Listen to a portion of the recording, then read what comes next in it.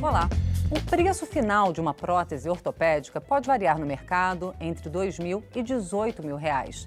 Isso porque consumidores e os planos de saúde acabam pagando, muitas vezes sem saber, comissões para médicos que indicam produtos mais caros e, pior, cirurgias até mesmo desnecessárias. Em audiência pública na CPI da máfia das órteses e próteses, o ministro da Saúde, Arthur Quiorio, afirmou que um único produto registrado pode ter mais de 130 modelos no mercado, o que dificulta a fiscalização. Parlamentares defenderam uma maior regulação de preços no setor. Para discutir esse assunto, convidamos os deputados Dr. João, do PR do Rio de Janeiro, e Mandetta, do Democratas do Mato Grosso do Sul. Eu sou Fabiana Mello e o Brasil em Debate é um programa da TV Câmara e da Rádio Câmara. Obrigada, deputados, pela presença aqui no estúdio. Gostaria de perguntar, então, Dr. João, na opinião do senhor, qual a regulação que é necessária, o que é necessário mudar para que essas denúncias desapareçam ou que sejam menores? Fabiana, isso aí é um problema crônico sério no Brasil, não só na parte de prótese, como em alguns outros setores. A corrupção, o interesse pelo maior ganho, isso é constante em várias especialidades. Mas nessa órtese de prótese a coisa ficou muito escandalosa. Nós temos hoje no Brasil uma faixa de 400 mil médicos. Médico de padrão, médico que atende realmente a população de uma forma digna, respeitosa, que nós não podemos generalizar todo um processo em função de uma pequena minoria que, infelizmente, é desencadeada para esse processo. Para ter uma ideia, no SUS, no ano passado, foi feito cerca de 1 bilhão de procedimentos, consultas, cirurgia, exames, etc., etc., por médicos que são mal pagos pelo sistema, mas que exerceram a sua profissão de uma forma digna. Agora, essa minoria, dentro de 3 especialidades principalmente, a ortopedia, a cardiologia e a ortopedia, essas 2 principais especialidades, alguns profissionais incentivados pelas firmas, pelas fábricas dessas próteses, influenciaram de uma forma maligna esses profissionais, deixaram-se influenciar e causou toda essa situação que nós encontramos hoje no Brasil.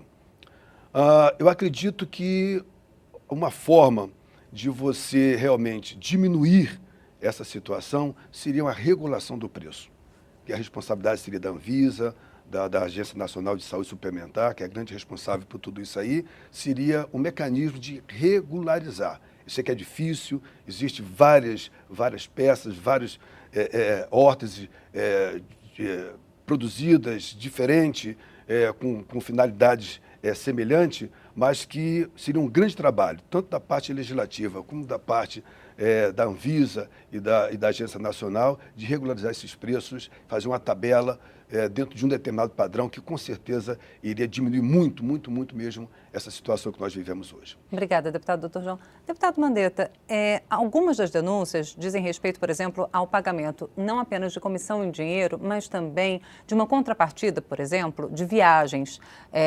Um dos veículos que denunciou essa prática afirmava que profissionais recomendavam o uso de stents, por exemplo, em operações cardíacas, de fabricação chinesa, em vez de fabricação americana, e a cada 5 ou 10 stents usados, o profissional recebia um convite para visitar a instalação da fábrica na China, com a possibilidade de fazer uma parada na Europa, por exemplo, ou na África.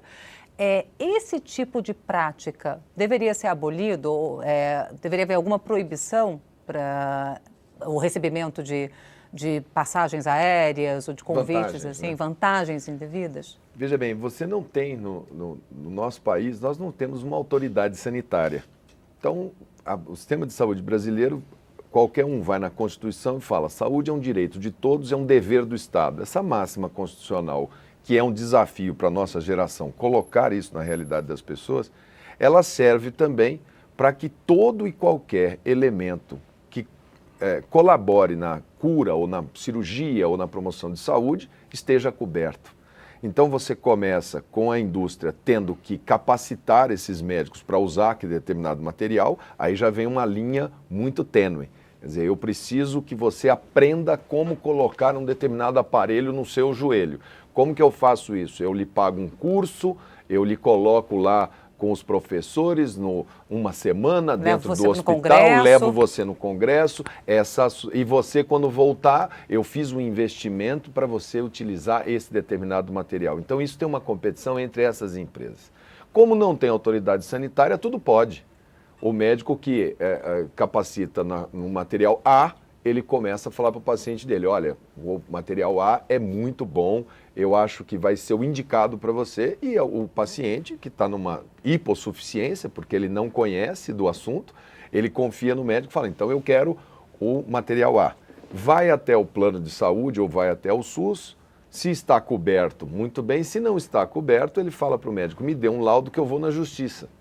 Quando é por ordem judicial no SUS, aí então o gestor não tem que fazer nenhuma cotação, não tem que fazer nada, ele vai lá e paga. Nós temos aí na judicialização um canal enorme de corrupção legalizada com ordem judicial. Sob risco de prisão do gestor. Sobre risco de prisão do gestor. Então você tem, por exemplo, o Rio Grande do Sul com 135 mil ordens judiciais e o Rio de Janeiro com 30 mil. Ou o Rio de Janeiro não está fazendo, ou o Rio Grande do Sul explodiu a judicialização.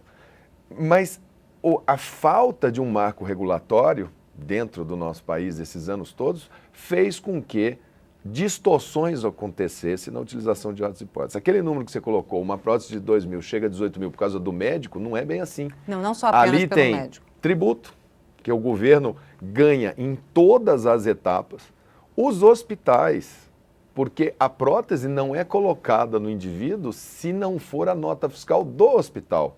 Então o hospital compra esta nota e passa para o plano de saúde, então ele foi mostrando os degraus disso daí. Sem um marco regulatório, sem uma autoridade sanitária que diga o que é que nós vamos absorver de tecnologia, nós vamos ficar sempre correndo atrás do prejuízo. Eu acho que esse é o grande objetivo dessa CPI, levantar e fazer um grande marco regulatório para o setor. Obrigada, deputado Mandetta. Deputado doutor João, como é que o paciente pode, né, com todas essas denúncias, confiar a partir de agora, quando o médico recomenda que ele faça uma cirurgia, que ele coloque uma prótese? A quem ele deve recorrer, na opinião do senhor? Fabiana, a instituição médica, na última pesquisa que foi feita no Brasil, dá a nós, médicos, uma credibilidade de 93%, que a população acredita no seu médico, acredita na instituição médica. Com essa situação toda que veio à tona em função do programa do Fantástico, eu sou muito questionado, acredito que o Mandetta, como médico, também está sendo muito questionado. Essa confiança que o paciente tinha a nós, ela criou uma dúvida. Quando você tem a sua clínica, como eu tenho a minha clínica, são 40 anos que eu tenho de vida médica como cirurgião, dedicada exclusivamente ao SUS, você tem uma história e essa história não pode ser degradada por uma situação dessa. Então o paciente confia no seu médico, confia no profissional que já vem já há algum tempo tratando dele, da sua família. Agora, quando há um contexto desse geral, que o paciente é indicado, tem que fazer uma prótese, eu acredito realmente que gera nesse paciente uma estabilidade emocional muito grande de confiança. O que ele tem que fazer? É procurar realmente o seu médico, o seu aconselhamento, confiar no profissional, levantar a vida pregressa daquele médico, como se faz na cirurgia plástica, isso é muito comum, para que ele possa ir na mesa de cirurgia, ser operado por um profissional digno, por um profissional confiante, e que não vai ser feito nele uma cirurgia, entre aspas, desnecessária, uma cirurgia realmente que vai resolver aquele problema. Tem casos relatados nesse processo muito complicado.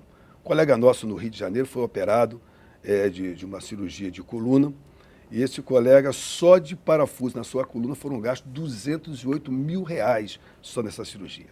O CRM do Rio de Janeiro está, inclusive, processando o colega, o médico, que operou outro colega nessa condição. Temos exemplos... Mas processando por ter sido desnecessários?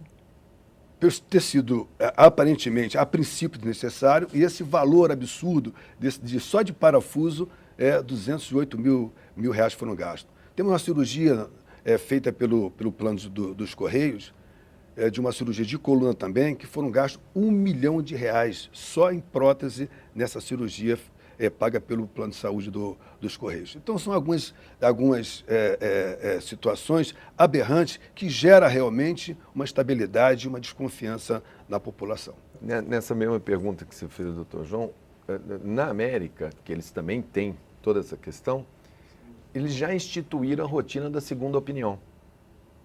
Então, vai usar órtese e prótese, você foi no seu médico, perfeitamente. Em vez de você ir no plano de saúde, autorizar, o plano de saúde te dá a lista. Fala, ó, você procure qualquer um desses aqui para uma segunda opinião, para ver se há concordância. Então, é uma maneira também de você aumentar as visões. Não existe isso de você falar assim, uma pessoa que faz uma cirurgia desnecessária, eu não preciso te operar e te opero, isso é caso de polícia. Não tem porquê. Mesmo porque o médico ele sabe que a cirurgia é de alto risco, para ele também. Mas existem caminhos. Um médico olha uma coluna e fala, isso aqui é de tratamento conservador. E o outro olha e fala assim, isso aqui é de tratamento cirúrgico. Tem muitas variáveis. Olha, eu acho que ela tem que operar porque ela é jovem, eu acho que ela não tem que operar porque ela tem uma outra situação. Não é matemático, 2 mais 2 não é 4. Senão a gente põe num computador, fazia um programa de computador e falava, ó, tá resolvido, né? Então essa é a dificuldade de você intervir. Se a gente faz um marco regulatório e fala, tabela de preço absoluta, nós só vamos usar isso. E se surge uma alternativa nova e você como consumidora fala assim, não, mas eu quero essa alternativa nova. E o Brasil está fechado para isso. Nós estamos engessados, a gente vai ficar para trás, porque a medicina brasileira ela é muito contemporânea, ela está muito rápida, ela está muito, ela oferece um mesmo padrão em determinados locais. Você tem redes hospitalares privadas no Brasil que atraem até capital estrangeiro para investir. Né? Você tem os famosos hospitais de São Paulo, onde a elite política se trata, que trabalha online com os maiores protocolos do mundo e utilizam próteses de última geração do que saiu hoje à noite está lá.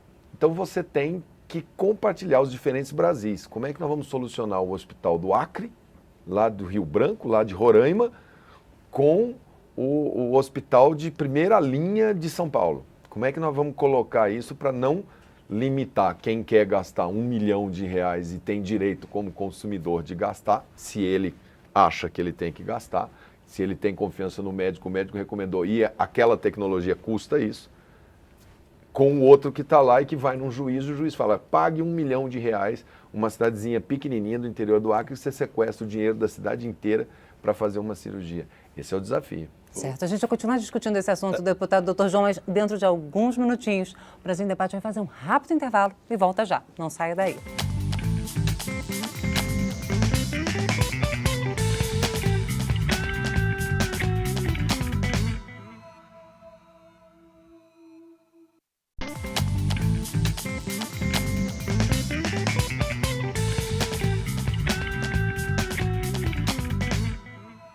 Voltamos a apresentar o Brasil em Debate. Eu sou Fabiana Mello e converso hoje sobre a CPI da máfia de órteses e próteses. Os nossos convidados são os deputados Dr. João, do PR do Rio de Janeiro, e Mandetta, do Democratas do Mato Grosso do Sul. Deputado Dr. João, eu queria saber a opinião do senhor sobre o que o deputado Dr. Mandetta estava colocando ao final do primeiro bloco, sobre a questão se fica a cargo do paciente, se ele tiver R$1 milhão e tiver interesse em seguir o aconselhamento do médico, ele deve fazer a cirurgia. Agora, se for num município pequeno, como fica essa situação? No caso do plano de saúde, ele deve seguir a orientação, se for o melhor tratamento possível, ou é o caso de oferecer uma cirurgia igualmente eficaz, mas de um custo mais barato, principalmente no caso dos planos públicos de saúde? Fabiana, eu estava comentando aqui no intervalo, existe plano de saúde hoje que está colocando médicos fiscais dentro do centro cirúrgico para confirmar se realmente foi gasto aquela quantidade de parafuso, se foi colocada aquela pasta que solda, que fixa o parafuso no osso. Muitas vezes gasta um tubo e na descrição do ato cirúrgico tem gasto lá 3, 4 tubos. Então a coisa está tão aberrante que já se estão colocando os planos de saúde fiscais médicos dentro do centro cirúrgico para verificar, fiscalizar a veracidade do ato cirúrgico. Agora, em questão, se eu tenho um dinheiro para pagar, né, se eu tenho poder aquisitivo para isso, eu não posso jogar meu dinheiro fora. Eu não posso satisfazer, gastar uma cirurgia de 1 milhão, que eu posso gastar com 200 mil reais, como foi o caso dessa cirurgia de 1 milhão dos Correios, que o custo dela sairia por menos de 200 mil reais, provado categoricamente. Tá? Então, dessa forma, se eu fizesse, eu estaria também compartilhando para que essa corrupção continuasse. Isso a gente tem que ter um basta no Brasil. Nós temos que ter um basta. Na reunião anterior da CPI, eu falei que eu não estaria aqui na CPI a caça de bruxas. Eu não estou a caça de bruxas. Mas a gente tem que identificar quem são essas bruxas. Tá? Tem que se identificar porque extirpar do nosso meio uma instituição médica que tem um respaldo da população de 93%, ser influenciado negativamente por uma minoria, a gente tem que tirar essa minoria do nosso meio, identificando-as, entregando à polícia, entregando ao órgão competente para as devidas punições. O Conselho Regional de Medicina, o Conselho Federal de Medicina, a Polícia Federal ou o órgão responsável. Mas nós temos que identificar para afastar esse grupo do nosso meio. É difícil, porque existe aí o problema da indicação. Um colega acha que tem que operar com esse material, por isso, o outro grupo já não acha. Então, é difícil realmente uma identificação. Mas existe caso aberrante, que é fácil, que está muito evidente. Ali o interesse financeiro, o interesse capitalista do enriquecimento ilícito e rápido. E há, inclusive, né, deputado, o senhor me corrija se eu estiver errada, há um interesse grande em entrar na lista de associados a determinados planos de saúde, né? Há uma procura, uma demanda maior do que a oferta para ser médico dentro de algumas especialidades desses planos de saúde. É que você tem o SUS, ele cobre para 85% da população, ela é SUS dependente. E 15% da população é plano de saúde dependente. Você tem um contingente de médicos, você tem um SUS que não tem nenhuma proposta de carreira, nenhuma proposta de honorário, nada, uma terra arrasada. E um outro setor totalmente sem regra, totalmente... a Lei 9656, que é a lei que rege os planos de saúde, ela dá um amparo ao consumidor, mas ela também não cria protocolo. É verdade. Como é que nós não poderíamos montar protocolos nacionais de relação custo-benefício? Quando eu dei aquele exemplo eu estou dizendo que é direito do indivíduo. Se ele tem 1 milhão e fala assim, não, eu não vou operar no Brasil, eu vou pegar um avião, eu vou para o Monte Sinai, eu vou para Nova York, eu vou operar no hospital mais caro do mundo, vou gastar... O que ele vai fazer com o dinheiro dele, ganhou licitamente, ele vai fazer o que ele quiser. Mas quando a gente pega esse caso e joga no SUS, na equidade, que é você, olha, eu não tenho dinheiro para fazer todas as cirurgias. A presidente da República tratou um tumor, e isso foi público, a gente pode falar porque foi dado publicidade, no Sírio-Libanês, com uma droga que no SUS não tem até hoje. Então, ela tem o direito, é dela, o plano de saúde dela cobriu, ela foi, ela procurou, ela entrou. Nós vivemos com 2 sistemas, um público e um privado. Nesse sistema privado, os planos de saúde vão ter que montar protocolos, vão ter que... Agora, nós temos, enquanto atores da legislação, que fazer um escopo regulatório, porque não dá mais para que um médico coloque, esse paciente precisa da prótese tal. O paciente pega, vai num advogado, o advogado chega no juiz e fala assim, é direito de todos, é direito à vida. O senhor me dá a liminar, mande prender o gestor público se ele não pagar essa prótese que o médico... Quer dizer, a verdade absoluta ficou sendo daquele um indivíduo. E isso daí... Quando o senhor fala, por derruba exemplo, tudo. nessa regulação, a CPI trata das denúncias relacionadas a órteses e próteses. Isso. Mas esse procedimento que o senhor citou, ele é utilizado também em relação a tratamentos para diversas outras doenças, Porque principalmente... a gente vai ficar na órtese e prótese, né? A regulação que vai ser sugerida, Na órtese e ela prótese. vai ser relacionada a órteses Só e para próteses. você entender do que a gente está falando, são aproximadamente 80 mil itens com esse nome, órtese e prótese, que se encaixam nisso chamado órtese e prótese. Remédios são algo em torno de 30 mil. Então, nós estamos falando de algo que é 3 vezes maior do que medicamentos. Mas nada impede que, por exemplo, durante a apreciação dos Uma projetos... lente de catarata é órtese e prótese. Certo, mas o que eu digo é o seguinte, que durante a análise das sugestões da CPI, dos Nada processos, impede da gente dos aumentar. projetos, que os demais parlamentares incluam, por exemplo, que essa legislação seja ampliada para abarcar toda, para evitar essa judicialização E não ser. da medicina, né? E procurar não ser nem tão aberta que não transforme e nem tão restritiva que impeça a busca do homem pela vida, que é uma luta. Fabiano, dentro dessa judicialização, o próprio secretário de Saúde do Rio Grande do Sul esteve presente na semana passada lá na CPI e ele relatou que a maioria dessa judicialização, desses processos judiciais, estão no Rio Grande do Sul. Dando uma média de 100 pacientes, 100 pessoas, né? Em Rio Grande do Sul, uma está com processo de judicialização. Isso desequilibra todo o sistema A cada de 100 saúde. pessoas, A cada uma? 100 pessoas, um tem um processo judicial. Agora, se está tudo concentrado no Rio Grande do Sul, a gente pode imaginar que, assim, criaram uma expertise no Rio Grande do Sul. Não é só isso. O que acontece? Criou-se também uma máfia de advogados paralela a esse sistema. O juiz está conivente? Eu não sei te responder. Acredito que não. Ele não tem capacidade técnica de julgar aquele pedido, aquele ofício, aquele pedido do advogado. Pode ser que o juiz tenha um entendimento. A não ser que o juiz tenha Um marco legal. Um parecer técnico, um médico que conheça do assunto, que dê parecer a ele. Quando vem aquele ofício solicitando aquela cirurgia, risco de vida do paciente, é um direito à saúde do paciente constitucional, ele se sente acuado e vai dar realmente o parecer favorável àquela cirurgia. Ele não tem capacidade técnica de julgar sim ou não. Por isso que o próprio secretário de Saúde falou, está se criando dentro do Rio Grande do Sul um projeto para que todo o juiz tenha paralelo a ele, nesse julgamento desses ofícios, um técnico para auxiliar em sua decisão judicial. Com isso, acredito que diminuiria muito, muito mesmo esses processos. Que um processo judicial, eu fui secretário de Saúde de São João de Meriti, na Baixada Fluminense, de janeiro, e eu enfrentei muito processos judiciais. E desequilibra, você faz um orçamento, tem um orçamento pequeno, restrito, uma cidade pequena, e você, muitas vezes, parte desse orçamento é desviado com processos judiciais. Alguns deles, minoria, realmente com fundamento, e a grande maioria sem fundamento, com certeza.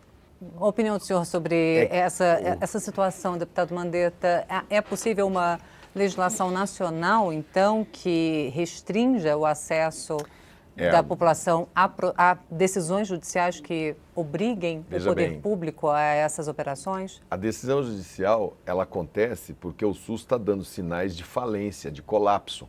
Isso é um dos sinais de que nós estamos com colapso no sistema de saúde. O que tem o Rio Grande do Sul que é diferente do Brasil? O Rio Grande do Sul é o nosso estado onde você tem o maior número de idosos. Então, quem são os grandes consumidores de órtese e prótese? Quem mais necessita? Idosos. O Rio Grande do Sul tem um nível de escolaridade muito maior. Então, quem são aqueles que mais buscam a justiça? São aqueles de nível escolar mais alto. Então, o Rio Grande do Sul é eu sou você amanhã. Nós estamos virando a pirâmide etária. Em 2028, me parece, tem até a data que nós vamos ter mais pessoas com mais de 60 do que menos de 20 no Brasil. Nós estamos exatamente na fase do quadrado, né? E nós vamos entrar nisso daí sem nada, com número de leitos muito pequeno, com órtese. Essas órteses e próteses, se a gente comparar o que usa de órtese e prótese no Brasil e o que usa nos Estados Unidos, o que usa na Europa, o que usa nos países de primeiro mundo, muitas pessoas estão morrendo porque não têm acesso. Porque a nossa utilização é muito baixa. Comparado ao número de stents no Brasil. É muito pequeno, perto do número, com a mesma população, proporcionalmente do que outros países, porque nós não temos acesso aos serviços de cardiologia, hemodinâmica, etc. A partir do momento que você vai aumentando, você vai aumentar esse problema. Então, ou se faz um marco regulatório, não para inibir, porque o sistema judiciário muito colabora para garantir o direito. Não para você retirar essa possibilidade, mas para você dar um escopo para que a magistratura possa, dentro da lei, porque ele não pode deixar de dar com a lei existente, dentro da lei que ele possa ter recurso de uma Câmara Técnica, que possam, a obrigatoriedade de haver protocolos baixados pelo Ministério da Saúde, que é muito omisso nessa questão. O Ministério da Saúde do Brasil não tem nenhum controle sobre as órteses e próteses do Brasil, não tem número. Sabe aquela questão das próteses mamárias, que foi muito polêmica? Outro dia até identificaram, eu achei muito interessante, acharam um cadáver de uma pessoa com a prótese. Então, pelo número da prótese, a indústria identificou. A única prótese que tem numeração e banco de dados é a prótese da estética mamária. Agora, as próteses de quadril, as próteses de joelho, as placas, os parafusos, o Inmetro não fiscaliza, nós não temos qualidade, tem baixa corrosão. O ambiente onde é colocado não está dentro de protocolos corretos, não são todos os hospitais que deveriam ser autorizados a fazer essas cirurgias. Então, nós temos aí um campo vasto para colocar um pouco de ordem nessa casa. E essa luta entre o que é certo e o que é errado, a gente vai travar sempre. Obrigada, deputado Mandetta. Para finalizar, deputado Dr. João, qual a expectativa do senhor? Em quanto tempo o senhor acredita que a gente pode ter uma legislação sobre o assunto, uma regulação? Olha só, acho que o papel da CPI, da nossa CPI, vai ser fundamental nesse processo de regulação. A gente, além de querer identificar essas pessoas negativas em todo esse processo, paralelamente a gente também está pensando de ajudar o governo, ajudar o Ministério num projeto de lei para regularizar isso aí. Em tempo curto, acho muito difícil. São mais de 80 mil itens, né? São vários fabricantes, e organizar isso dentro de um contexto demora algum tempo. Mas eu acho que se a CPI, com boa vontade, o Ministério que está ao nosso lado com boa vontade, a Anvisa, a Agência Nacional de Saúde Suplementar, formar um grupo de trabalho forte nesse sentido, eu acredito, num tempo curto não, mas num tempo médio, a gente consegue uma legislação que vai organizar todo esse processo e diminuir com certeza esse grau de corrupção, de desleixo que está acontecendo aí na órtese e prótese. Muito obrigada, deputado. Obrigada, deputado Mandetta. Obrigado, deputado Dr. João. Obrigado, então. Eu conversei com os deputados Dr. João, do PR do Rio de Janeiro, e Mandetta, do Democratas do Mato Grosso do Sul, sobre o trabalho da CPI da máfia de órteses e próteses no Brasil. Obrigada também a você que nos acompanhou até agora. Lembrando que se você quiser conferir novamente esta ou as outras edições do Brasil em Debate, é só procurar na internet. Nosso endereço é câmara.leg.br/Brasil em Debate, tudo junto. E se você quiser entrar em contato com a gente, é só mandar uma mensagem para brasilendebate@câmara.leg.br ou então ligar 0800 619 619. A ligação é gratuita. Eu sou Fabiana Mello e espero você em uma próxima oportunidade. Até lá!